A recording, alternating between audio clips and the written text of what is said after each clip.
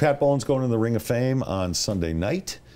So that brings up the question, who are the 6 best owners in Denver's want to go first. pro sports history? No, I don't care. No, I'm happy for you. I'll go first. Because I'm already laughing. I know you like my last one. Gosh. John Antonucci, Oh, the first owner of the Colorado Rockies. The man responsible for hiring Don Baylor as the first manager, Bob Gebhard, a great first general manager for this franchise, who got them.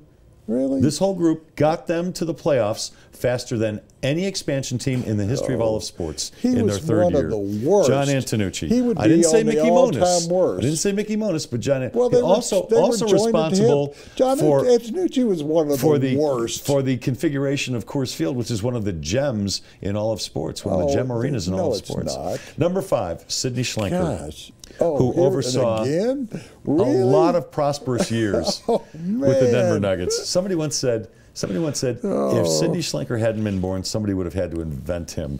He was a fun owner to have around here. He turned McNichols Arena into a fun place, and they won during his stewardship.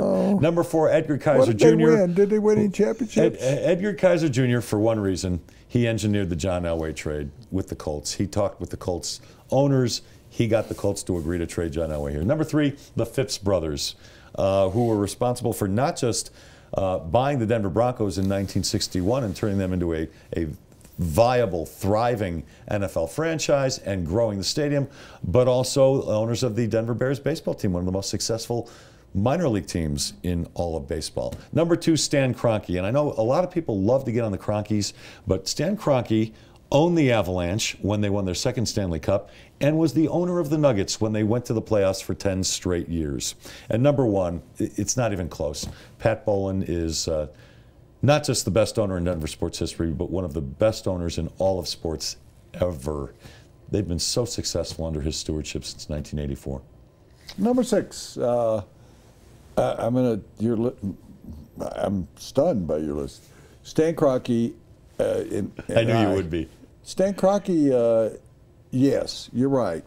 Won a championship with the Avalanche, and they went to the playoffs for 10 years. But he's not at 6 because he's a bad owner, because I think they're better owners. And I'm going to say number 5. And you kind of touched on a couple of things. The Denver Nuggets ownership group, when they went into the NBA, without that ownership group, and it was a group of men, the reason why I'm not saying a specific name, it was a group of about 10 or 12 guys that all ponied up. And they could have taken the money like the Spirits of St. Louis and like John Y. Brown and gone away. But they kept that team alive at the end of its growth in the ABA, and there wouldn't be an NBA team. So you talk about Sidney Schlenker. This team is the reason. I like Sidney. Group. Well, yeah, you're picking people you like. I do that sometimes. But the Denver Nuggets group. Number 4, the Phipps brothers. And for the young people here, they invented the cough drop. You remember that, the Phipps brothers cough drops? That was Smith brothers, I get them confused. The Phipps brothers did not buy the team in '61. They built the stands. They were hired to build the stands. They were not the original owners. They didn't. No, Bob Hausum was. Yeah. But he sold them to the Phipps brothers in '61. No, '64. It was years later. Okay. So you were off for a few years. I'm sorry. But it's all right. So Bob Hausum actually should be on the list.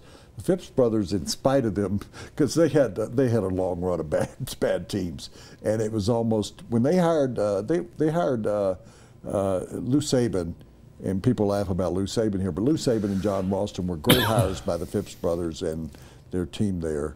They got the team over the hump of being a just jokeable team, and that's what the Phipps brothers had to begin with. But I actually liked Alan. Gerald and I were friends, but Alan and I got to be drinking buddies. They're both the late Phipps brothers, but they're the family that owned Highlands Ranch in the Phipps mansion. I'm putting Edgar Kaiser on there for one reason. Edgar was a goof and became a really close friend of mine, even though I ripped him all the time.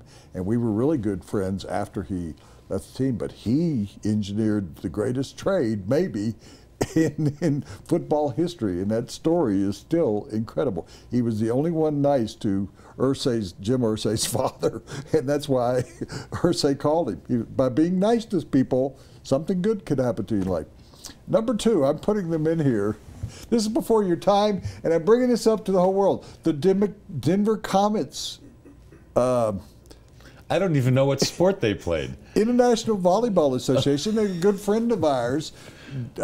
David McReynolds knew that group and was involved with them. The Denver Comets group, I bring this up when I say best ownership group, they were doing marijuana in the locker room.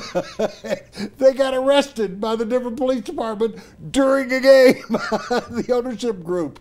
If you don't think that's a great ownership group, given they were so far ahead of their time, right now they'd be free marijuana night. It was so funny. It's going to be, because I got called and interviewed, it's going to be a 30-30. The only group that ever got arrested during a game. Wow. They played at the old Auditorium Arena. Number 1, Pat Bowlen. You know, in 31 years, Pat Bowlen's teams have only had 5 losing seasons. That's pretty amazing. All the division championships. You know who I almost put in there? The Bowlen, Kroenke, Elway group that owned the Colorado Crush. 3 years in a row, they went to the playoffs and won a title. I'm going to write, and I'm going to write about this week. A week in San Diego, the team, and you may have been staying there, but the team was staying out at the, because you brought it up, staying out at the JW Marriott, I think it was, the Hyatt out in... out on the water?